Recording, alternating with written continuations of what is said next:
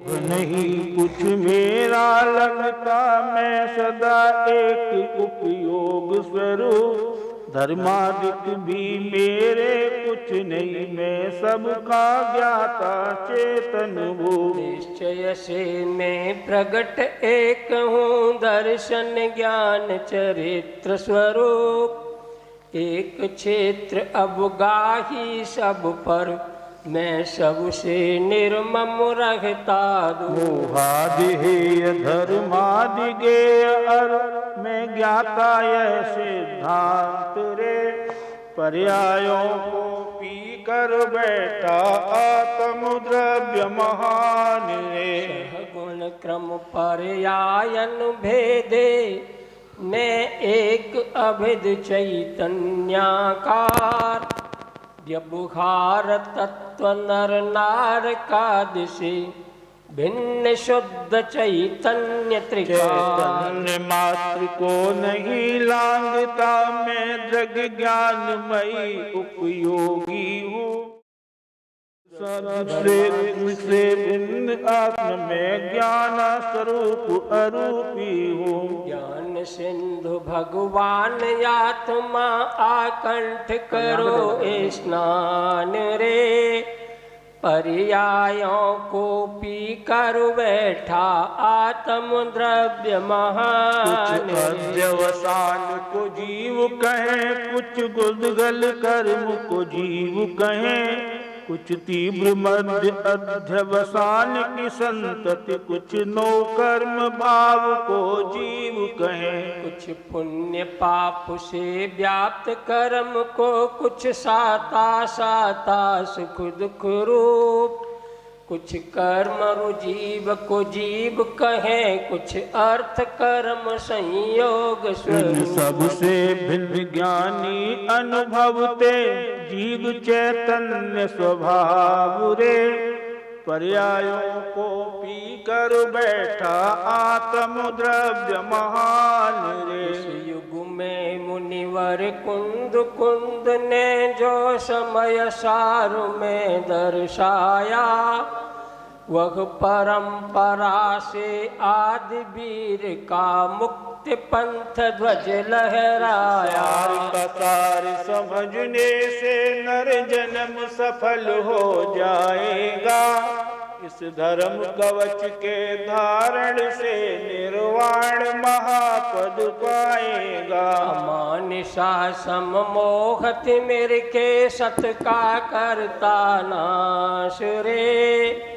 पर्यायों को पी कर बैठा आत्म द्रव्य महान रे। में समय साराय स्वानुभूत्या चकाशते, चिस्वभावाय भावाय सर्वभावांतरच्छिदे। अनंत धर्मणस्तत्वं पश्यन्ति प्रत्यगात्मनः, अनेकांतमयी मूर्तिर् नित्यमेव प्रकाशता। मृत्यु सौ सिद्धे ध्रुवमचल मणोवं गयं पत्ते, पोच्छामि समय पाहुण मिणमो सुय केवली बड़ियम। समय सार जिन राज है, स्यादवाद जिनमें। मुद्रा जिन निर्ग्रंथता, नमो करे सबुचे। ये तेड़ा ही गया जीवा जीवाय पुण्य पावम च, आसव संवरण जर बंदो मुखोय सम्मतम। भूतार्थ से जाने अजीव जीव, पुण्य पाप रो निर्जरा। आश्रव संबर बंध मुक्ति, ये ही समकित जानना। भूतात्म में से जाने हुए जीव अजीव तथा पुण्य पाप, आसव संबंध निर्जरा और बंधमोक्ष, ये नव तत्व हैं और यही सम्यक है। आचार्य भगवान कुंद कुंद के द्वारा पढ़ी यह समय सार परमागम की 13वीं गाथा है। और इस गाथा में आचार्य देव उपदेश देते हैं कि ये जो जीवादि नवतत्व हैं इनको भूतात्म से जानना ही सम्यक है। जूम एप्लीकेशन के माध्यम से जो भी साधर्मी इस समय सार की कक्षा से जुड़े हैं वे सभी जिनके पास समय सार स्पष्टीकरण ग्रंथ उपलब्ध है पृष्ठ नंबर 180-81 निकालेंगे और इसी के समर्थन में 13वीं गाथा के समर्थन में टीकाकार आचार्य अमृतचंद देव स्वामी कलश के माध्यम से इस भाव को और स्पष्ट और दृढ़ करते हुए यहाँ पर 8वें कलश को रचना की है। हम सभी उस 8वें कलश का यहाँ पर व्याख्या सुनेंगे। तो चलिए निकालिए। हाँ हाँ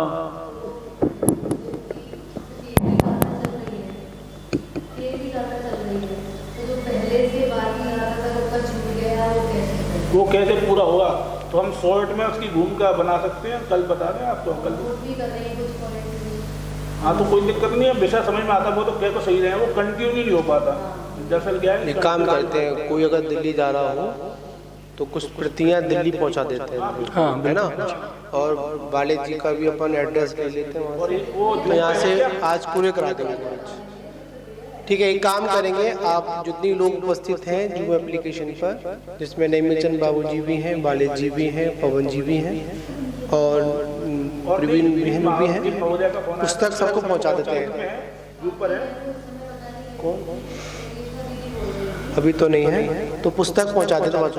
यदि वो जूम एप्लीकेशन पे होंगी तो यहाँ से अभी 10-20 पुस्तकें पहुंचाओ ठीक है ना। या फिर एक काम करो बताए इसकी अगर पीएफडी फाइल मिल जाए जैसे छापी है उससे बात कर लो वो देंगे पीडीएफ नहीं देंगे। ठीक है तो यहाँ से वो पुस्तक पुस्तक में पहुँचा देते हैं। पीडीएफ थोड़ी संरक्षित हो गई है इसमें। हाँ अपन एक काम और कर सकते हैं इसमें देखो सेटिंग में डालते हैं अपन जो पेज पढ़ेंगे अपन समय साथ का है ना उस पेज को ऊपर स्क्रीन पे भी दिखा सकते हैं। यहाँ से पूरा का पूरा दिखेगा। जैसे कल विधान हुआ था तब पूरा का पूरा विधान स्क्रीन पे चल रहा था तो ऐसे इस समय सार को भी अपन जो भी पढ़ना है अपने को 2-3 पेज कवर कर लेंगे तो आगे उसको वहाँ पर स्क्रीन पे चलता रहेगा।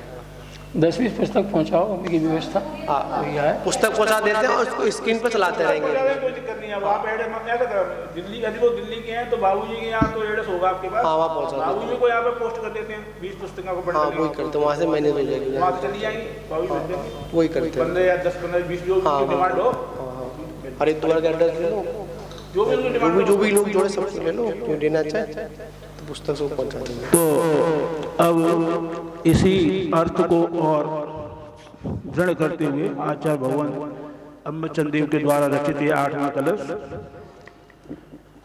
आज मेरी आंखें डड़वा रही है। चिरमित नव तत्व मुन्नीयमानम कनकमिव निमग्नम बैडमाला ककलापे अथ सतत विवेक्तम दृश्यतामेक रूपम प्रतिपदमिदमात्म ज्योतिरुद्योतमानम। चलिए आदेश हमारा। हाँ जी आदेश चलिए 8 नंबर के कलश के माध्यम से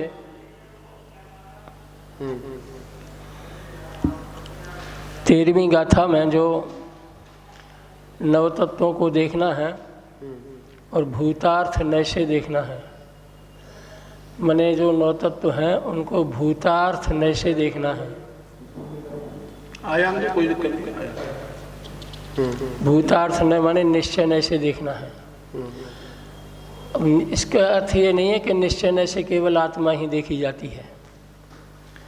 निश्चय नय का मतलब है जिसको देखो उसको उसी रूप में देखो, इसका नाम निश्चय है।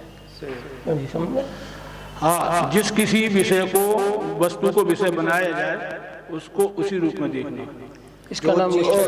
वो जहाँ पर व्यवस्थित है उसको उस रूप में नहीं, जीव नहीं, कोई भी वस्तु हो, कोई भी XYZ, तो निश्चय का मतलब यही है कि उस वस्तु में ज्यों कहते हैं, मतलब उसमें किसी का कुछ नहीं मिलाना नहीं करना। यहाँ पे जैसे अजीब देखेंगे तो अजीब में अजीब को ही देखना, आश्रम को देखेंगे तो आश्रम में आश्रम ही देखना, शुभ अशुभ नहीं देखना। नहीं, आश्रम में भी देखना है तो द्रव्याश्रम को द्रव्याश्रम में ही देखना और भावाश्रम को भावाश्रम ही देखना। इन दोनों की जगह अलग अलग है ना। द्रव्याश्रम पुद्गल का परिणाम है, भावाश्रम जीव का परिणाम है। तो जब भावाश्रम को देखें तो जीव में देखें, द्रव्याश्रम को देखें तो पुद्गल में देखें, और आश्रम को ही देखें, एक को दूसरे में मिलावे नहीं। बिल्कुल, इसका नाम है, इसका नाम भूतार्थ है। वस्तु का निर्णय तो तभी हम लोग कर सकते हैं हाँ, जब जैसी उसकी जो मर्यादा है, जो उसकी व्यवस्था है, उस व्यवस्था के अनुसार ही हम उसका अनुसरण करें। हाँ, तो और तभी उसका निर्णय हो पाएगा। बिल्कुल। और फिर आगम के अन्य कथनों से भी, जो अनेक आचार्यों के अनेक कथन आगम मिलते हैं, फिर हम उनको मिलाएंगे। कौन सा निश्चय का कथन है, कौन सा व्यवहार का है, कौन सा असद्भुत व्यवहार का है, कौन सा सद्भुत व्यवहार का है, कौन सा उपचरित कथन है, ये सब मिलेंगे। लेकिन तभी मिलेंगे जब पहले हम एक बार वस्तु के स्वरूप को देख लेंगे, वो वैसे ही जानना और वैसे ही श्रद्धान करना, मतलब मानना। जानने से काम नहीं होता, उसको मानना हो। कई बार क्या होता है, पुण्य पाप के संदर्भ में जो चर्चा चलती है ना, तो आगे का जो एडिशन इसमें आएगा, ये तो 68 गाथाओं तक है, आगे का जो एडिशन है वो 180 गाथा तक आ रहा है। और ये माने ये पुण्य पाप की अधिकार है, वहाँ तक आ रहा है। और उसमें जो कथन है पुण्य पाप अधिकार अलग है ना, तो उसमें अज्ञानी को जो पक्ष पुण्य का रहता है उसको भी दिखाया है कि देख, तेरा जो ये पक्ष है एकदम निर्मूल नहीं है। हेतु, आश्रय, वस्तु और एक बोल और बोला है, मुझे याद नहीं आ रहा। 4 कारणों से तुमने जो भेद किया, ये पुण्य है, ये पाप है, तो वो है। तुमने जो किया है वो है, वो पुण्य और पाप में उस प्रकार का अंतर है। झूठा नहीं है वो अंतर, झूठा नहीं है, झूठा नहीं है। यदि अंतर ना होता तो ये जो जगत के जीव मिथ्या दृष्टियों में भी जो भेद किया जाता है वो भेद नहीं हो पाता। बिल्कुल। क्या होता देखो, है? ये पुण्यात्मा है, देखो इसके पास में कोठी बंगला मकान सब कुछ है, और एक जीव है जिसके पास झोंपड़ी भी नहीं है और 2 जून की रोटी भी नहीं है। ये दोनों में जो अंतर है जो हम सब देखते हैं, ये पुण्य और पाप का ही अंतर है, ये झूठा नहीं है। माने हम सम्यक दृष्टि से कहें कि ये झूठा मान ले, वो तो मान लेगा, लेकिन सारा जगत भले ही मिथ्या दृष्टि है, इस बात को कैसे झूठा मान, तो उसको भी दिखाया है। क्योंकti अमरचंद स्वामी के ज्ञान में ये, महाराज जी आप यहाँ आओ, अच्छा आप यहाँ आया, आप यहाँ आओ, मुझे ज़्यादा अच्छा लगेगा। पटा दे दो, पटा मंगा लो, पटा मंगावा रखा हुआ है, पटा दे दो, दिल्ली मुकेश बाहर से पटा ले लियो मुकेश, वहाँ देखो 10 बजे दिक्कत हुई। और लोक व्यवहार में मिथ्या दृष्टि की अपेक्षा, सम्यक दृष्टि की अपेक्षा यदि मिथ्या दृष्टि जो है ज़्यादा संपन्न है, वैभव दिखता है, तो लोक में उसकी ज़्यादा पूजा होती है।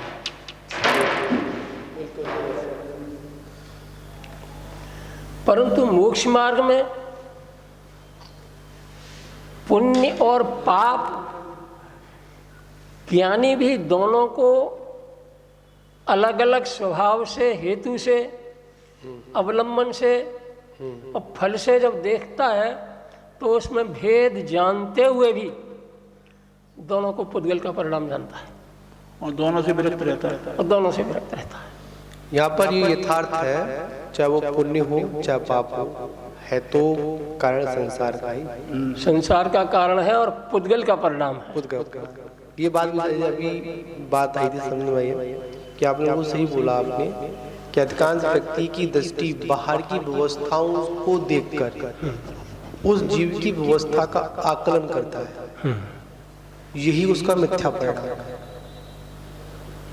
जैसे आपने कहा ना कि बाहर कोई क्रिया कर रहा है, अच्छी क्रिया कर रहा है, मतलब पुण्य या कोई पुण्य आत्मा है, पुण्य धन संपत्ति है, जो कुछ है हम उसको पुण्य आत्मा समझ लेते हैं, पर यथार्थ में पुण्य आत्मा वो नहीं है।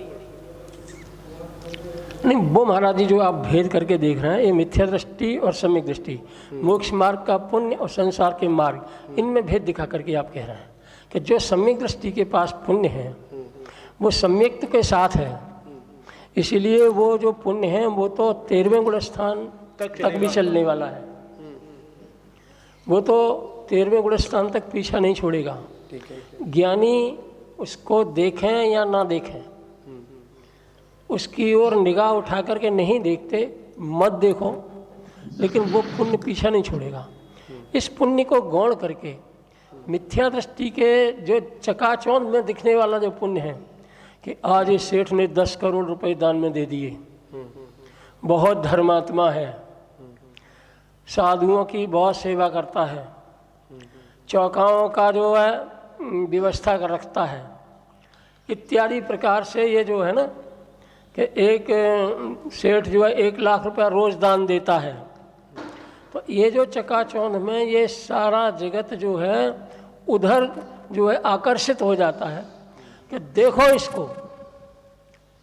मैं ये अभी सम्यक दृष्टि मिथ्या दृष्टि का भेद नहीं कह रहा, बाहरी आचरण से कह रहा हूँ। उसके सामने यदि कोई ज्ञानी भी हो तो वो फीका पड़ जाता है। हाँ वही बात है, सुस्त पड़ जाता है। पुण्य की चमक में, पुण्य की चमक में धर्म की चमक फीकी पड़ जाती है, इतना प्रभाव है उसका बाहर में, इसलिए वो झूठा नहीं है, पुण्य का नहीं, झूठा लेकिन नहीं है। आचार्य कहते हैं कि धर्म की चमक तेरे को मोक्ष मार्ग में ले जाएगी। पुण्य की चमक जो तेरी है, मिथ्या दृष्टि के पुण्य की चमक और सम्यक दृष्टि के पुण्य की चमक अलग अलग प्रकार की है। सम्यक दृष्टि के पुण्य की चमक को आचार्य वीरसेन स्वामी धवल ग्रंथ में मंगल भी कहते हैं, जीवो मंगलम। इसके साथ में प्रशस्त पुण्य का जो परिणाम है उसको भी मंगल रूप में स्वीकार करते हैं।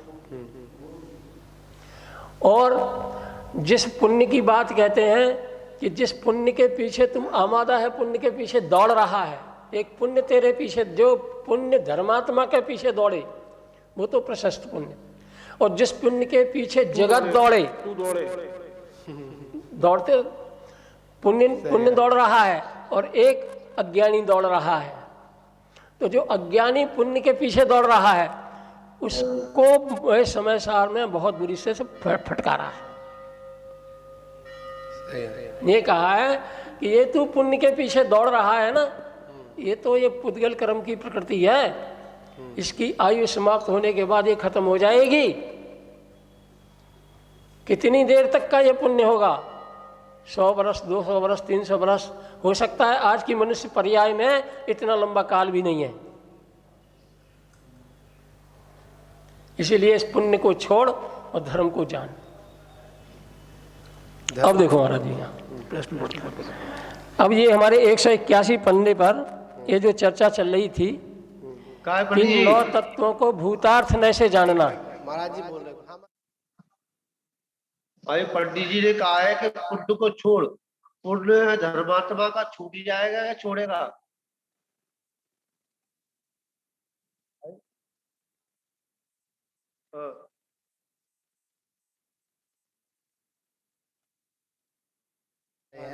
मतलब हम सभी को समझना है कि यहाँ पर ये कह रहे हैं पुण्य को पुण्य के रूप में स्वीकार करो और पाप को जो जैसा जिसका स्वभाव है उसको उस रूप में स्वीकार करना पड़ेगा। ठीक है ना? अगर नहीं करेंगे तो गड़बड़ हो जाएगी। तो पंडित जी यहाँ कह रहे हैं और छोड़ने से छूटेगा भी नहीं, और छूटेगा भी नहीं। यहाँ तो सीधी बात ये है कि पंडित जी ने कहा भी समझने वाली बात थी कि अगर कोई जीव अगर पुण्य के पीछे भाग रहा है तो वो दीर्घ संसारी, यहाँ पर चमक की बात चल रही है। ठीक है, संसारी जीवों का पुण्य एक काजल की कोठरी का पुण्य है, बराबर है। वो उसको कालमित करेगा। ठीक, और सम्यक दृष्टि का जो पुण्य है, जो सात से पुण्य है, वह उसके लिए मोक्ष का हेतु भी आगे बनता है, साधन रूप में बन जाता है। परंपरा से तो वो शुरू से ही है, परंपरा से तो मोक्ष कारण है ही है उसमें। किसका? सम्यक दृष्टि का पुण्य। हाँ, क्योंकि सम्यक दृष्टि के पुण्य में और मिथ्या दृष्टि के पुण्य में सिर्फ यही अंतर होता है, कांक्षा, निराम नहीं करता। ठीक है ना। सम्यक मिथ्या दृष्टि जीव कांक्षा करता है, इच्छा करता है इस लोक की, परलोक की, भगवान की भी पूजा कर रहा होगा तो कहेगा मुझे इस लोक में, परलोक में धन संपत्ति मिले, ऐश्वर्य मिले। ऐसा नहीं, ऐसा कर रहा है तो वो इच्छा के साथ में है, चाहे जिनेंद्र बीतराग भगवान की पूजा ही क्यों ना। बड़ा कड़वा सत्य है, यहाँ पर इसको अपने जीवन में उतारना पड़ेगा। अगर हम लोग ये भावना लेकर पूजा आदि कर रहे हैं, अर्चना आदि कर रहे हैं कि मेरे को इसको करने से, कल अपन एक जाप पढ़ रहे थे, शांतिनाथ भजन की पुस्तक में एक जाप है, ओम ह्री ओम ओम ह्री शांतिनाथ स्वरूप शांति ग्रहण लक्ष्मी तुष्टि लाभम च तुष्टि पुष्टि स्वाहा। तो उसकी नीचे अर्थ में लिखा, देखो यहाँ पर एक अपना जिन शासन ऐसा है, सत्य की ओर हमेशा इशारे करता है। अब कोई व्यक्ति लक्ष्मी को इसमें ले जाए तो गलती आचार की थोड़ी थी ना, मंत्र लिखने गलती थी, गलती तो समझने वाली गलती थी। तो वहां पर स्पष्ट लिखा, यहाँ पर लक्ष्मी से तात्पर्य समोषण लक्ष्मी, केवल ज्ञान लक्ष्मी के संकेत है। और बाद में तो ये लक्ष्मी तो स्वतः ही अपने मिल जाएंगी, अपने को मिल जाएंगी। ठीक है ना। हाँ जी, नमस्ते महाराज। जो जेल सिद्धांत जी कह रहा है कि भाई तुमको अगर भिखारी बनना है तो इस पार्टी का बनो। अगर तुम्हारे भाव विषयों में जा रहे हैं, ठीक है ना, और आपके भाव जो है पर्याय में जा रहे हैं, स्त्री में जा रहे हैं, या स्त्री जो भी है, तो आचार्य ने एक बात ये आया था, मैंने सुना था प्रवचन में, कि एक आचार्य थे तो उनको ये कोई विकल्प आया और उन्होंने कहा कि अगर मैं स्त्री बनूं, तो इसके उनके भाव आया होगा, तो उन्होंने ये बात अपने अंतरंग में ली कि मैं स्त्री बनूं तो मैं तीर्थंकर की मां बनूं। ठीक ना। हाँ, अगर किसी से इच्छाओं को जन्म दे रही है वो चीज, पर वह इच्छा इतनी तीव्रता की ओर ले जाए कि उस इच्छाओं के इतना पुण्य का आश्रम हो कि वो मोक्ष में जाकर के पहुंचा। रही बात चीज यहाँ पर ये, चाहे वो अज्ञानी का पुण्य हो, चाहे वो ज्ञानी का पुण्य हो, मतलब सम्यक दृष्टि का हो, और चाहे वो मिथ्या दृष्टि का हो। मिथ्यात्व के हृदय में भी जो पुण्य कमाया जाता है, इच्छाओं को लेकर के पुण्य कमाया जाता है, और वह मिथ्याती अगर सम्यक में परिवर्तन हो जाता है उसका, तो उसका जो मिथ्यात्व में कमाया हुआ धन संचय वो भी जो सम्यक रूपी हो जाता है। इसलिए सर्वथा उसको भी भगवान की पूजा अर्चना इच्छाओं को लेकर जो की जा रही है, उसको सर्वथा है ना कहा जाए, क्योंकि वह जो है, महाराज जी पूरी बात तो सुनो। इसलिए वहां से जो मिथ्यात्व के उद्देश्य पूजा कर रहा है, छत चढ़ा रहा है, या वो तीर्थ यात्रा कर रहा है, या तीर्थ यात्रा करा रहा है, किसके बदले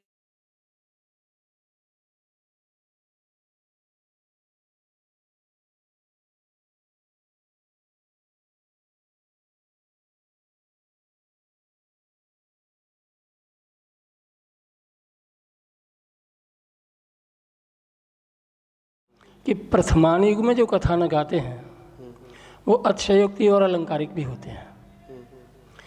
वहाँ अतिशयोक्ति और अलंकारिक छोड़ करके वस्तु स्थिति को देखना पड़ेगा।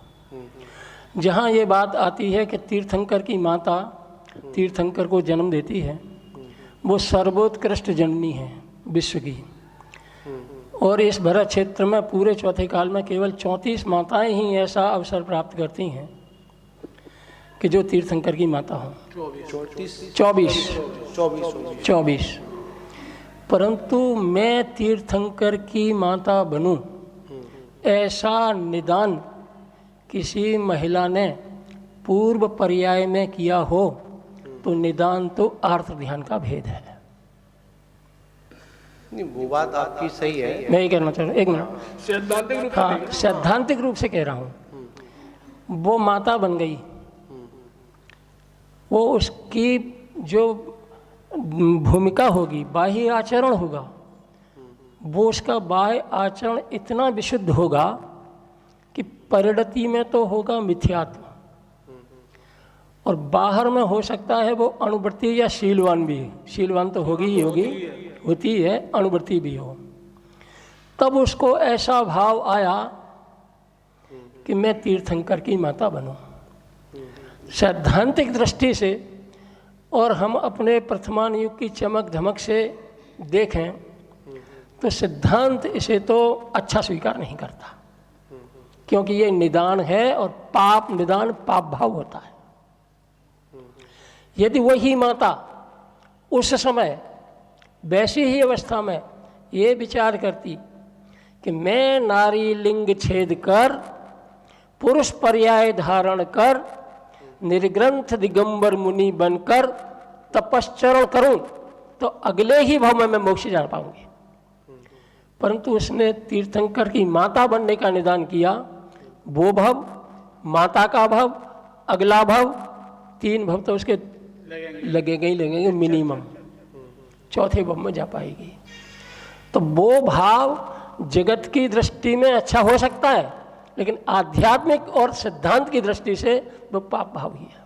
बिल्कुल आपका कहना सही है। यहाँ पर महाराज जी भी ऐसा बताते हैं, जैसे ऋषभदेव भगवान के जीवन का आता है कि जब मुनराज थे तो ऊपर से एक विद्याधर का विमान निकला, तो उस समय उन्होंने एक निदान कर लिया कि मैं विद्याधर बनूं। तो उनकी तपस्या उतनी उसमें अच्छी थी, अगर चाहते तो वो केवल ज्ञान भी हो सकता था।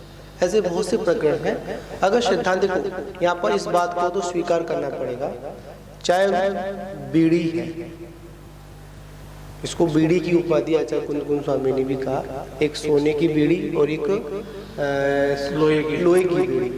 भाई बीड़ी तो बीड़ी का काम करेगी, मतलब जो आपने बिल्कुल सही कहा। अगर इस प्रकार की प्रबल भावना होती कि मैं स्त्री पर्याय की भावना को निदान किया, कभी बनूं तो स्त्री पर्याय बनूं, अगर वहाँ पर वो ये पुरुषार्थ कर लेती कि मैं पुरुष बनूं, मोक्ष प्राप्त करूं, मतलब एक पॉजिटिव सोचती हो, सिद्धांत की बातों को सोचती, तो शायद उसको 4 भाव संसार में, और 4 भाव भी लंबे हैं, कुछ छोटे छोटे नहीं है, उसके लंबे ही हैं। चारों स्वर्ग में जाएगी तो बात तो। जैसे देखा जाए भैया, जैसे पांडवों के बारे में देखा जाए, मानते हैं कि सर्वा सिद्धि चली गई 2 पांडव, 2 नकुल सहदेव, सर्वाध चले गए, अच्छी पर्याय में चले गए, मानते ठीक है, पर घाटा तो हुआ। 33 सागर वो संसार में, छोटा और सागर नहीं, 33 सागर वो। उसके बाद में कौन सी चतुर्थ काल में आएंगे तो कौन सी वहाँ आयु होगी, वो मिलाकर अगर होगी लास्ट में, अगर चले गए ना, लास्ट में चले गए तो और जेल तो जेल है भाई, बंधन तो बंधन है, उसको स्वीकार करना पड़ेगा। तो मानते हैं कि यहाँ पर बात चल रही थी कि सम्यक दृष्टि का जो पुण्य है वो परंपरा से मोक्ष का कारण है, ठीक है। और सम्यक दृष्टि के पुण्य में एक बड़ी विशेषता ये होती है कि वो इस लोक और परलोक की कोई इच्छा नहीं करता, इसलिए उसको साथ से पुण्य है। इस संदर्भ में मुझे गाथा याद आ रही है निर्जरा अधिकारी की। पुण्य होता है पर पुण्य का फल नहीं चाहता, पुण्य फल पर उसकी दृष्टि नहीं होती। तो गाथा याद आ रही हैं, 4-5 गाथाएं, जॉइंट गाथाएं, जिसकी टीका जॉइंट डी जैसी समझें। तो किसी ने कहा देखो, मुनि राजाओं की प्रवृत्ति भोजन पान में होती है, और मुनि राजाओं की प्रवृत्ति स्वाध्याय उपदेश आदि में भी होती है। बिल्कुल। तो उपदेश आदि में जाएंगे तो वहाँ पुण्यबंध होगा, भोजन आदि में जाएंगे तो दौलत राम जी के अनुसार मुनिराज का अभिप्राय और श्रावकों के अभिप्राय में अंतर है। श्रावकों का भोजन करना पाप भाव कहा, मुनिराजों के भोजन करने के लिए दौलत राम जी ने लिखा लें तप बढ़ावन हेतु, इसलिए उनको पाप भाव में नहीं कहा। भोजनचर्या को पाप भाव में नहीं लिया। तो कहते हैं कि जब ऐसा होता है, होता ही क्यों है, क्या हेतु है कि मुनिराज इतने सुदृढ़ होने के बावजूद भी भोजन पान में क्यों गए और स्वाध्याय और धर्मोपदेश में क्यों गए, लेखन शास्त्रों का किया तो क्यों किया, क्या जरूरत थी उनको, शुद्धोपयोग में चले जाते, केवल ज्ञान हो जाता। तो वहाँ उत्तर देते हैं कि देखो स्वाध्याय में पुण्य कमाने के लिए नहीं जाते, तो काय के लिए जाते हैं कि जाते हैं कि शुद्धोपयोग नहीं हो पा रहा, शुद्धोपयोग नहीं हो पा रहा तो पाप से बचने के लिए तो स्वाध्याय आदि में आते हैं, और स्वाध्याय का फल जो पुण्य है उसको चाहते नहीं है। ऐसे ही भोजन की जब एक रोग समझकर भोजन में लेते हैं, उद्देश्य वहाँ क्षुधा वेदनी, उसको तो देवशास्त्र गुरु की पूजा में दयानंद राय जी ने उरग समान लिखा है, लिखा है क्षुधा उरग समान है।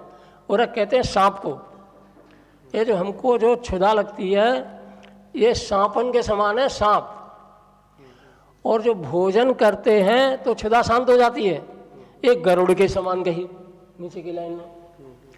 लेकिन मुनिराज इसके लिए नहीं जाते, क्षुधा तो एक रोग है, रोग के लिए उपचार के रूप में वो भोजन लेते हैं। वहाँ पुण्य पाप से उनका कोई अभिप्राय नहीं, इसीलिए ज्ञानी जन यदि इन विषयों में प्रवर्तित हुए भी दिखें तो भी उनकी उस प्रवृत्ति से कर्म की निर्जराई होती है, कर्म का बंध नहीं होता। अब भूमिका के अनुसार अभिप्राय से सबको लगा लो, यही तो एक अभिप्राय दृष्टि है। हम लोग अगर किसी चीज के व्यक्ति आप ही हैं या हम हैं, एक लोग व्यवहार में देखें, हमने कुछ कहा, आपने कुछ सोचा, पर हमारा अभिप्राय तो ऐसा था ही नहीं। माँ का अभिप्राय बच्चे को डांटना है, मतलब डांट रही है, पर अभिप्राय पीड़ा देना नहीं उसका अभिप्राय उसको सुधारना है। यहाँ पर अभिप्राय के माध्यम से ही हम, और ये अभिप्राय या हम समझ सकते हैं अपना, या फिर केवली समझ सकते हैं। हाँ, सामान्य व्यक्ति उस बात को नहीं पकड़ सकता। नहीं, सामान्य के छद्मस्त के ज्ञान का विषय नहीं है, ज्ञान का विषय नहीं है, इतना सूक्ष्म विषय ये है। और कभी कभी देखा पंडित तो हमारे खुद के भी पकड़ में भी नहीं आता है। और नहीं, बाहरी चर्या से और बोलचाल से कुछ अभिप्राय पकड़ में तो आता है, साधुओं का भी और नीचे के ज्ञानियों का भी। अभिप्राय नीचे के ज्ञानियों का इतना स्पष्ट दबा हुआ होता है कि वो दिखने में किसी कीमत में भी नहीं आता, चिन्हित आ जाता तो चिन्ह चौथे गुणस्थान में नहीं आता। देशव्रती और महाव्रती के तो बाह्य चिन्हों से ये मालूम किया जा सकता है कि ये ज्ञानी है, लेकिन ये चतुर्थ गुणस्थानवर्ती ज्ञानी को तो बाहर में ऐसा कोई चिन्ह ही नहीं है कि जिससे हम ये तय करें कि ये ज्ञानी है। वहाँ अभिप्राय जो है, सैद्धांतिक रूप से अभिप्राय है, वो अभिप्राय केवली जाने और वो जाने कि वो ज्ञानी है। उसकी भी यही हालत है जैसे मुनिराजों की हालत है। मुनिराजों की परिणति मन अभिप्राय और उनकी परिणति दोनों स्पष्ट रूप से संदेश देते हैं कि ये मुनिराज मोक्ष मार्गी हैं। लेकिन छद्मस्त ज्ञानी माने चतुर्थ स्थान वर्ता ज्ञानी, उसकी कोई परिणति ऐसा संदेश नहीं देती कि ये मोक्ष मार्गी है। परंतु केवली ज्ञान, केवली कहते हैं, वो स्वयं समझता है अपने अनुभव से कि मैंने भी तत्वार्थ की प्रतीति वैसी ही की है जैसी मुनिराजों ने की है, इसलिए मैं भी मोक्ष मार्ग हूं। उसमें आता है ना सम्यक, मतलब सम्यक दृष्टि के बाह्य लक्षण में 5 भाव आते हैं, संवेग, अनुकंपा, प्रसन्न। बाहरी लक्षण के अंतर्गत उसमें बता दिया गया, इन चीजों से पता लगेगा ये सम्यक दृष्टि है, से बता देते हैं। क्योंकि कहा जाते विषय हो रहे हैं कि जो हमारे मन में होता है वो कभी कभी प्रवृत्ति में भी आता है, दिखता है। और एक बात वो बताएं एक सरलता की भाषा और एक कसायों की भाषा तुरंत आपके चेहरे की आवामंडल बदल देती है। जब भी क्रोध आएगा तो क्रोध चेहरे पर दिखेगा, चेहरे पे दिख जाएगा ये व्यक्ति क्रोधी में है, क्योंकि कभी कभी स्वभाव उसका नजर में आ जाता है। ठीक है ना। तो यहाँ पर यही बात समझने वाली है। तो बात चल रही थी यहाँ पर महाराज जी, यहाँ पर स्पष्ट हम लोग ये नहीं कह रहे थे कि सम्यक दृष्टि का मतलब पुण्य को अपन बाधा नहीं कर रहे हैं। यथा योग व्यवस्था के अनुसार जिसका जो पुण्य जहाँ पर है और जिसकी जहाँ पर उसकी व्यवस्था है उसकी उसको स्वीकार कर रहा है। हाँ जी, हाँ कहा तो था कि जो पंडित जी कह रहे हैं वो सही कह रहे हैं, अपनी इच्छा से गलत नहीं कह रहे, क्योंकि जो कारकारी है, एक शासक पुण्य है, एक संसारिक का पुण्य है। जो शासक पुण्य है वो आत्मा कल्याण के लिए होता है, और जो साधारण पुण्य है वो संसार कारण होता है। परंतु दोनों ही भोगने के लिए संसार में भोगा जाता है, चाहे शासक पुण्य हो और चाहे वो पुण्य।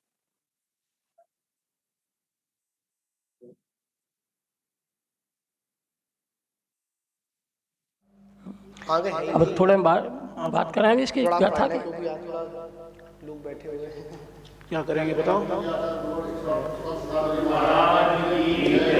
विराम देना है, आप बता। अभी इसको प्लान पढ़ लें अपन।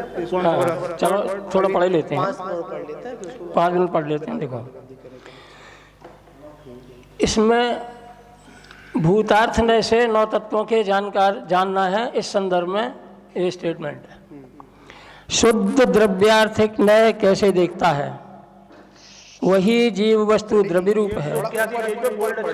181 पन्ने पर बोल्ड अक्षर में बीच में, शुद्ध द्रव्यार्थिक नय कैसे देखता है कि वही जीव वस्तु द्रव्य रूप है, अपने गुण पर्यायों में विराजमान है, और जो शुद्ध द्रव्य स्वरूप देखा जाए तो राग आदि ब्रैकेट में लिखा है ना, पर्याय स्वरूप न देखा जाए तो वह कैसा है कि निरंतर 9 तत्वों के विकल्प से रहित है, शुद्ध वस्तु मात्र है। ये पांडे राजमल जी ने लिखा है। कहाँ लिखा है? दिख रहा है मुझे। पेज नंबर 181 बोल्ड अक्षरों में लिखा है। बोल्ड अक्षरों में जो नीचे से तीसरा पैराग्राफ है, और ये 8वीं क्लास की टीका है। हाँ, तो पांडे राजमल जी ने लिखा है कि शुद्ध द्रव्यार्थिक नय इस जीव को कैसे देखता है कि जे देखता है तब राग आदि जो पर्याय में है वो नहीं दिखते, भेद विकल्प नहीं दिखते। इसीलिए शुद्ध द्रव्यार्थिक नय से जो आत्मा दिखता है वो चैतन्य स्वरूप ही दिखता है। ऐसे दिखेगा, ऐसा ही दिखेगा, है ना। हाँ, जैसे अपन पूर्व में चर्चा कर रहे थे अपन कि वो अर्जुन वाला आपने उदाहरण दिया था। अर्जुन से पूछा गया और लोगों से पूछा तुम्हें क्या दिख रहा है, अनेक लोगों ने बातें बताई। मुझे पेड़ दिख रहा है, मुझे पूरी चिड़िया दिख रही है, मुझे पैर दिख रहे हैं। पर अर्जुन से पूछा तो क्या कहा, मुझे सिर्फ लक्ष्य दिख रही है, केवल आंख दिख रही है, केवल आंख दिख रही है। हाँ, तो यहाँ पर भी जो भी मोक्षार्थी है, जब भी आत्मा की ओर अग्रसर होगा या आत्मा को जाने का कोई पूछेगा या मोक्ष की उपलब्धि के लिए उसको एक ही लक्ष्य केंद्रित करना पड़ेगा कि पहले तो स्वयं में ये अनुभव करना पड़ेगा कि मैं शुद्ध हूँ, मेरा जो स्वभाव है वो शुद्ध है। लेकिन जो शुद्ध हूँ इसमें जो दृढ़ता आती है, हाँ, वो शुद्ध नय से देखने के बाद आती है। इसीलिए इस मिलीजुली पर्याय में ही, जैसे अर्जुन को देखो, दूसरा उदाहरण अर्जुन का ही है। इस दूसरा उदाहरण अर्जुन का है कि जब द्रौपदी के स्वयंवर में नीचे तेल खौलता है, भट्टी में आग जलती है, ऊपर तीर एक लट्ठा लगा है, एक चक्र लगा है, चक्र के ऊपर एक कृत्रिम बिंदु लगा है, और चक्र के बीच में भी एक छेद है और छेद घूम रहा है। और अर्जुन को निशाना कैसे लगाना है कि ऊपर देख करके नहीं, नीचे खौलते हुए तेल में और वो निशाने का प्रतिबिंब देखे और बाण साधे, और वो बाण जो है परिधि, चक्र की परिधि पे जो छेद है उसमें से निकले और लक्ष्य में भेदे। ऐसी दृष्टि, बिल्कुल इस दृष्टि का अभ्यास उसने द्रौपदी के स्वयंवर में ही नहीं किया था, इससे पूर्व का अभ्यास ही था। बिल्कुल सही बात है, अभ्यास से ही सारे कार्य होते हैं। और हम सोचें कि हम एन टाइम में अभ्यास करेंगे, नहीं। आज हम मानते हैं कि भरत चक्रवर्ती का हम लोग उदाहरण दे देते हैं, घर में बैरागी और वस्त्र उतारते उनको केवल ज्ञान की प्राप्ति हो गई, ऐसा कथन है और यथार्थ भी है, ठीक है। और उनकी दिनचर्या, उनका रहन सहन, उठना बैठना और जो भी कुछ था वो एक भव का नहीं था, और उसी समय का नहीं था, पूरा उनका चक्रवर्ती का जीवन जाई में गया था। व्यवस्था इतनी संलग्न होती गई, स्टोर उनका होता गया, आगे वो इतने अभ्यासी हो गए कि वो वस्त्र उतारते केवल, वो भी लाखों पूर्व की आयु के वाले थे, उस भव में भी लाखों पूर्व की आयु थी उनकी। हाँ, और हम कह के हम कर ले, नहीं। जैसे समाधि भगवती आराधना में एक विशेष प्रश्न किया स्टार्टिंग में भूमिका में आचार्य महाराज से कहा कि जब कुछ सब कुछ अपना अंतिम संभालने के लिए करना है तो दीक्षा भी अंतिम समय लेंगे, पूरा जीवन तो ऐसे ही करो। तो आचार्य महाराज स्पष्ट उसमें कहा, भगवती आराधना में कहा, देखो भाई कि ये सब तो भजनी शब्द है, ऐसा नहीं है कि आपके साथ अंत में ऐसा हो ही जाए, भजनी शब्द है। फिर भी आपको अपने अंतिम समय को सुधारने के लिए आपको अभ्यस्त करना पड़ेगा, अभ्यास में रहना पड़ेगा कि दीक्षा काल जो हमारा है वो एक समाधि का अभ्यास काल है, और इसमें हम जितने अभ्यास कर लेंगे जितना हमारे लिए फायदा होगा। उसी प्रकार उस शुद्ध आत्मा को बार बार दृष्टि में रखते हुए, बार बार ख्याल में रखते हुए, एक ना एक दिन वो शुद्ध आत्मा आपको शुद्ध की तरह, पहले वो श्रद्धा रूप में आएगा, फिर वो ज्ञान रूप में आएगा, फिर आगे चल के वो ही शुद्ध आत्मा अनुभव में आएगा। कल एक विषय आया पंडित जी, बहुत सुंदर एक पंक्तियां थी, तो उसमें आया था, किसके लिए, क्यों और क्यों करूंगा मैं, किसके लिए, क्यों, मतलब बहुत उसमें एक पूरा ये नहीं आ रहा मेरे को, उसमें एक शब्द और लगा दिया, ही क्यों करूं मैं, किसके लिए, क्यों और ही क्यों, मैं इसके लिए क्यों करूं। तो एक ये विषय जब आता है ना तो ऑटोमेटिक अंतरंग की ओर प्रेरणा मिलती है, और अंतरंग की ओर प्रेरणा जब तक नहीं मिलेगी तब तक ये बाहर का आडंबर छूटेगा ही नहीं। इसलिए बाहर के आडंबर को छोड़ने के लिए जो रागादिक भाव की जो बात यहाँ पर कर रहे हैं, यह वही जीव वस्तु द्रव्य रूप है अपने, ये ना पंडित जी, गुण पर्याय में विराजमान है, जो शुद्ध द्रव्य स्वरूप देखा जाए, अर्थात रागादि पर्याय स्वरूप ना देखा जाए तो वो कैसा है, निरंतर 9 तत्वों के विकल्प भेद से रहित। विकल्प माने भेद हटा दी, बिल्कुल पटक दिया उठा के उन्होंने, मतलब यहाँ पर बिल्कुल आपको वहां तक पहुंचा दिया कि बस आपको अगर ऐसा अगर अनुभव हो जाए तो आपको केवल ज्ञान और मोक्ष की प्राप्ति में कोई बाधा नहीं होगी। पर अभी ऐसा संभव, क्योंकि अभी नहीं महाराज, सम्यक दर्शन के लिए तो ये संभव है, सम्यक दर्शन के लिए तो है, वही तो पहली भूमिका है। हाँ, सम्यक दर्शन में तो अपन अभी मानते हैं कि अभी हमारे पास पंचम काल है, मानते हैं भी पूर्ण चारित्र नहीं है, तो कम से कम श्रद्धा में तो कमी तो बिल्कुल भी नहीं। पंचम काल सम्यक दर्शन के लिए बाधा नहीं है, कोई बाधा नहीं, मोक्ष के लिए बाधा है, मोक्ष मार्ग के लिए भी बाधा नहीं है, मोक्ष मार्ग के लिए बाधा नहीं है, मोक्ष के लिए बाधा सिर्फ इस भरत और हैदराबाद क्षेत्र से है, और यथार्थ में तो मोक्ष मार्ग तो पंचम काल के अंत तक रहेगा। सच में ये जो वाक्य है सभी प्रकार के ज्ञानी, चाहे छोटा हो चाहे बड़ा हो, सभी के लिए ये समान रूप से ये लागू होता है। क्योंकि आश्रय तो कोई इसी का करेगा, जब भी करेगा कोई, बिना इसके आश्रय के नहीं होगा। इसके आश्रय अपना ज्ञान नहीं होगा, और हमको अपना ही ज्ञान करना, बहुत ज्ञान क्या पर अपने ज्ञान करना है, ठीक है ना। तो आज अपन इसको इतना ही रखेंगे। हाँ ठीक है, हमारा जी बोल रहे, हाँ ये कह रहा एक शिल्पी होता है, शिल्पी, हाँ जी, और शिल्पी ने कितने पहले ये फोटो डालो, ये सामने पंडित जी को लेके आओ। एक शिल्पी होता है, और शिल्पी जो है उस शिल्पी ने कितनी पत्थरों को तोड़ दिया होगा, कितनी मूर्तियां बनाई होगी, कितनी मूर्तियां खड़ी, परंतु वो शिल्पी अभ्यास करते करते उसी पत्थर में से मूर्तियां ऐसी निकाल देता है। इसी प्रकार जैसे शिल्पी अभ्यास करते करते और मूर्तियों को खंडन करते करते और मूर्ति निकालता है तो वो शिल्पी की एक मूर्ति हो जाती है। इसी प्रकार से ये मनुष्य, ये जीव उस अज्ञान अवस्था में तो अपने मनों को बिगाड़ा है,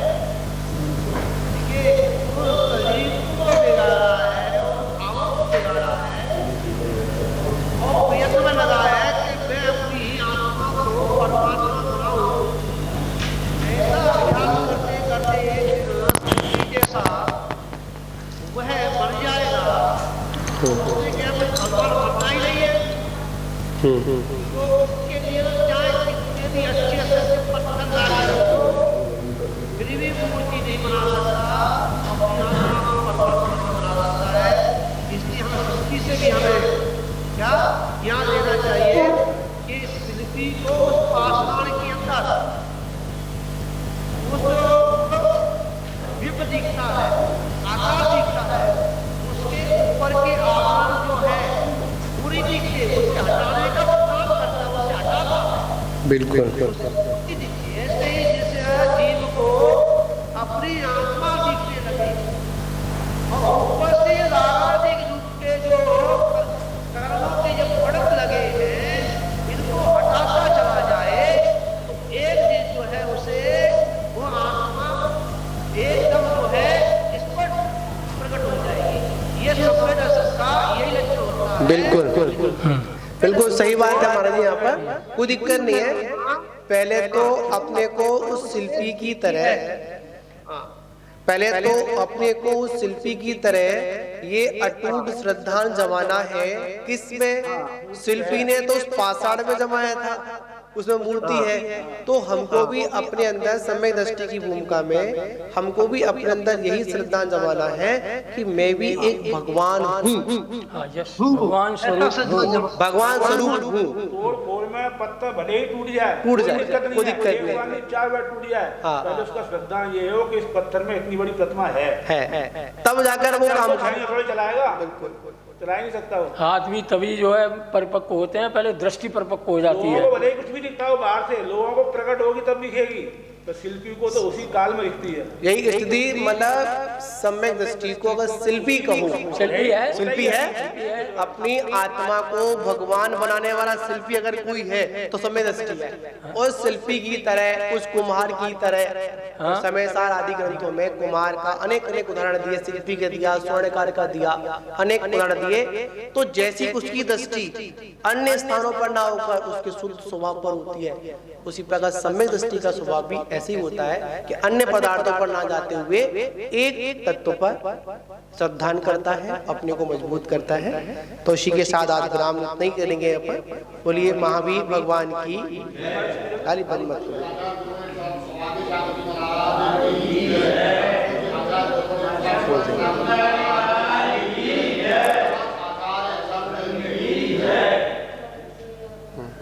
देखिए, जो भी लोग जुड़े हुए हैं उनके पास हम लोग पुस्तक पहुंचाने का प्रयास करेंगे। अभी जो भी उत्तराखंड से हैं, दिल्ली से हैं, जहाँ से लोग जुड़े हुए हैं, बड़ों से भी लोग दिल्ली में तो आज भी भेज सकते हैं, अगर एड्रेस होगा दिल्ली से आज भेज देंगे। वहाँ से एड्रेस मंगा लेते हैं। उत्तराखंड से जो वाले जी जुड़े हुए हैं और भी लोग जुड़े हैं, सभी के पुस्तक यहाँ से पहुँचा देते हैं, जिसमें क्रम ठीक चलता रहेगा अपना, है ना। बाधा 12 गाथाओं तक का जो है सार रूप में चर्चा कर लेंगे, वही करेंगे, वो एकदम पूरा बता देंगे। ठीक है, पहुँच जाएंगे, ग्रंथ तक पहुँचा देंगे। हाँ, वहाँ से समझ में आ जाएगा, समझ में मंगलाचरण से लेकर वहाँ तक कंटिन्यू कर देंगे। द्रव्य गुण पर्याय और ब्रह्मांड का जड़ कर्म चेतन बंध का और बंध के अवसान का घट कर स्वरूप यथार्थ जन का जो किया उपकार है, उसके लिए जिन वाणी माँ को वंदना सतुआ।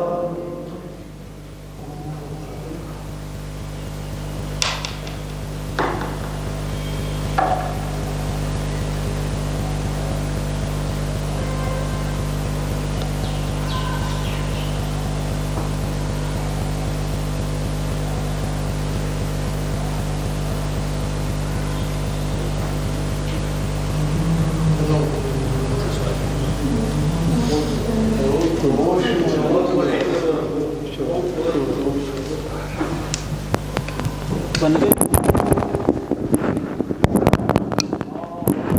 परम पूज्य आचार्य श्री सौभाग्य सागर जी महाराज की, परम पूज्य आचार्य श्री अरुण सागर जी महाराज की।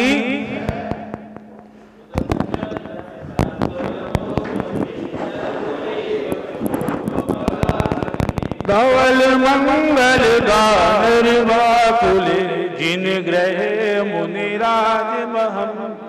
ओम ह्रीम साक्षात जिन मंदिर बनाते आचार्य श्री महाराज सत्संग के चरणों में प्रोयावाद में चातुर्मास हेतु निवेदन करते हुए श्रीफल अगम निपामी तीन नमोस्तु महाराज जी।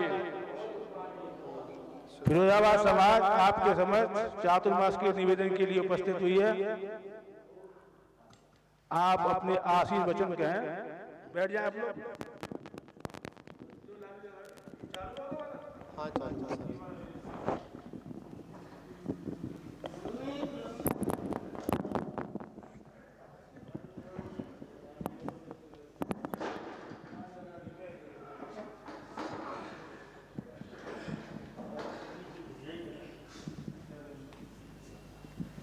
चलिए, सभी लोगों ने अभी मंगल भावना को गाया, ठीक है। और चतुर्मास तो होगा ही, या ना होगा तो दूसरी जगह होगा। चतुर्मास तो करना है, ठीक है। अभी अनुकूल व्यवस्था भी देखनी पड़ेगी, क्योंकि मतलब अभी तो कोरोना चल रहा है। सबसे पहले है खत्म है। ठीक है, तो अभी हम लोग अभी तो कोई मनसा देखते हैं क्या बनती है हम लोगों की। तो अभी आचार्य श्री जैसा भी आदेश देंगे, गुरु आदेश तो अनिवार्य होता है, ठीक है। जैसा वहाँ से आदेश मिलेगा फिर तो जैसे भी वो करेंगे। पर यही है कि हम जो भी चतुर्मास करें वो करवाएं, तो उसमें मेन लक्ष्य होना चाहिए साधु की किसी भी जो उनकी क्रिया है उन क्रिया में कोई बाधा नहीं आना चाहिए। ये समाज का कर्तव्य है, ठीक है। और साधु की क्रिया के अंतर्गत दो ही क्रिया महत्वपूर्ण है। एक उनकी आहारचर्या, जो संघ की जो व्यवस्थाएं जो बाहरी आपके हाथ में है वो महत्वपूर्ण है। और साधु की साधना में किसी भी प्रकार कोई विकल्प पैदा नहीं होना चाहिए, क्योंकि विकल्प पैदा होने का मतलब ये है कि साधु की चाहे आप बाहर से कितनी भी आहार व्यवस्था मजबूत करते हैं, चाहे आप वो एक नहीं 20 पे चौके लगा दें, उससे फर्क नहीं पड़ेगा। फर्क पड़ेगा साधु को कोई विकल्प नहीं होना चाहिए उसकी साधना। ये दायित्व किसका है? ये दायित्व समाज का।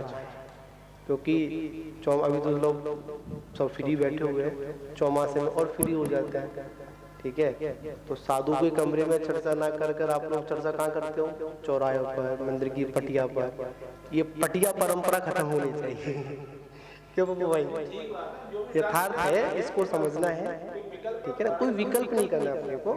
और भाई मेरे तो गुरु ने ये सिखाया है कि जितने भी तुमसे बड़े हैं उनका सम्मान करो, ठीक है ना। मेरे गुरु की यही शिक्षा है कि जितने बड़े अनु तुमसे बड़े हैं उन सभी का सम्मान करो, और छोटों को अपना जैसी व्यवस्था है और अपनी मर्यादा में, और स्वाभिमान अहंकार करने को बोला नहीं और स्वाभिमान करने को छोड़ा नहीं, ठीक है ना। तो मैं तो मेरे चतुर्मास संघ से अलग होने के बाद गुरु आज्ञा से करीब खोजना हुआ 8वां चतुर्मास होगा। 8वें चतुर्मास में ऐसा एक कोई स्थान नहीं है जहाँ से कोई ये खबर गुरु महाराज को मिली हो कि मेरी समाज से तू मैं किसी से हुई है। कोई झगड़ा नहीं, कोई फसाद नहीं, ठीक है ना। मैं तो मात्र अपने जहाँ चतुर्मास किए हैं, दिल्ली भी किए, और भी लोग अभी भी हरिद्वार वाले तो अभी पीछे लगे हुए हैं कि हमारा चतुर्मास के लिए हरिद्वार आ जाओ, वो जगह से खबर है तो मैं आप बताता हूँ, ठीक है ना। तो यही है कि कोई विकल्प पैदा नहीं होना चाहिए अरुण जी, ठीक है ना। आपसे भी अच्छी भावना भाई है, अब भावना साकार होती है, इसमें भी दोनों का योग है, श्रावक का भी है और साधु का भी है। अगर अन्न पानी है, सहयोग है, तो आप नहीं कराओगे फिर भी होगा, ठीक है, ठीक है ना। और सहयोग नहीं है तो कितनी भी डॉक्टर साहब अध्यक्ष में लिखो बैठ के नहीं हो पाएगा। सारे सहयोग हम लोग सहयोग को जोड़े, ठीक है ना। और कहाँ है न्यूज़ बैठे, कई लोग बैठे हुए हैं, ठीक है ना। तो यही कहूँगा कि सभी लोग अच्छी भावना है, पुण्य आश्रम की क्रिया है, तो कम से कम धर्म ज्ञान तो होता ही रहेगा साधु संतों का, ठीक है ना। ऐसा मेरा कहना है। और एक चतुर्मास हमारा, एक बात और कह दूँ, सबसे पहला मेरा चतुर्मास हुआ था भिंड में, संघ से अलग, 13 में हुआ था। तो उस समय भिंड में 2 साधु थे। पहले तो हमारा क्लियर हुआ था, एक साधु का और फाइनल हुआ। कौन से महाराज से? विमर्श सागर जी महाराज थे। हम दोनों साधु एक मंच पर बैठे, और अधिकांश भिंड की तो बड़ी समाज है, जैसे फिरोजाबाद बड़ी समाज, जैसे फिरोजाबाद में 36 दिमाग, जैसे भिंड में 64 दिमाग, बड़ी तो है। वहाँ तो 5 गुट है, अलग अलग विचारधारा है, कोई फुन कोई कर जाता है। तो वो चतुर्मास भिंड वालों ने ऐसा किया, दोनों साधु एक मंच में बैठे, उनके प्रोग्राम में हम शामिल हुए, हमने उनको निमंत्रण दिया, हमारे प्रोग्राम में शामिल हुए, सारी क्रियाएं रही, ठीक है ना। और चतुर्मास इतना अच्छा हुआ, लोगों ने खुद कहा कि 2 चतुर्मास हुए, कहीं पर भी कोई वाद विवाद, साधु से तू मैं, या फिर समाज में कोई ऐसी प्रतिक्रिया नहीं हुई।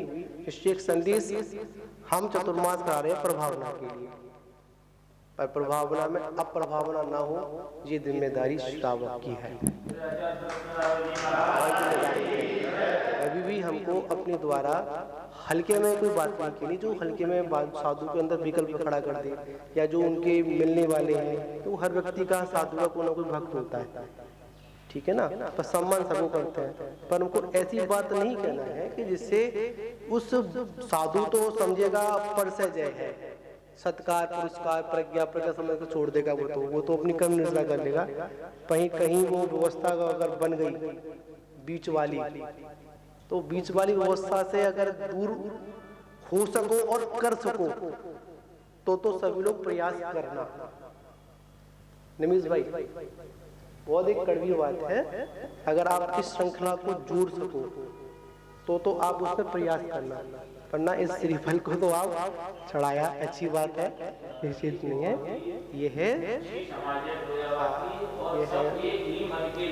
हाँ जी हाँ जी, कोई दिक्कत नहीं मुझे। हाँ बिल्कुल बिल्कुल बिल्कुल,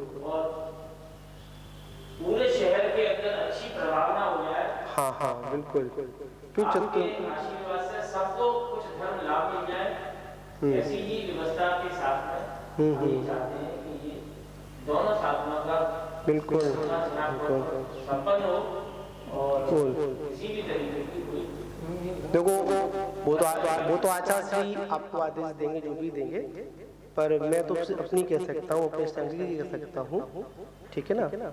तो मेरा संघ कोई ऐसा तेज संघ नहीं है, बस मैं तो बिल्कुल शांति वाला हूँ, ठीक। और मैं भी इनको फंस के रखता हूँ कि भाई अपने भाग्य पर भरोसा रखो, सब कुछ अच्छा होगा, ठीक है ना।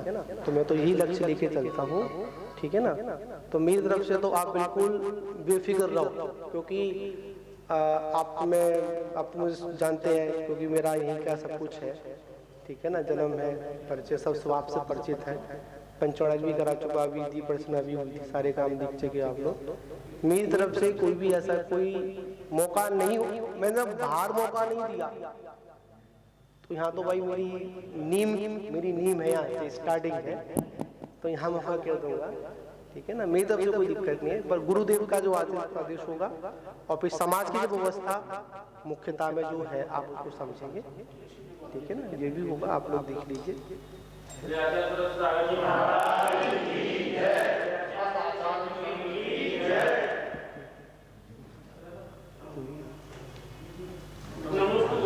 सब लोग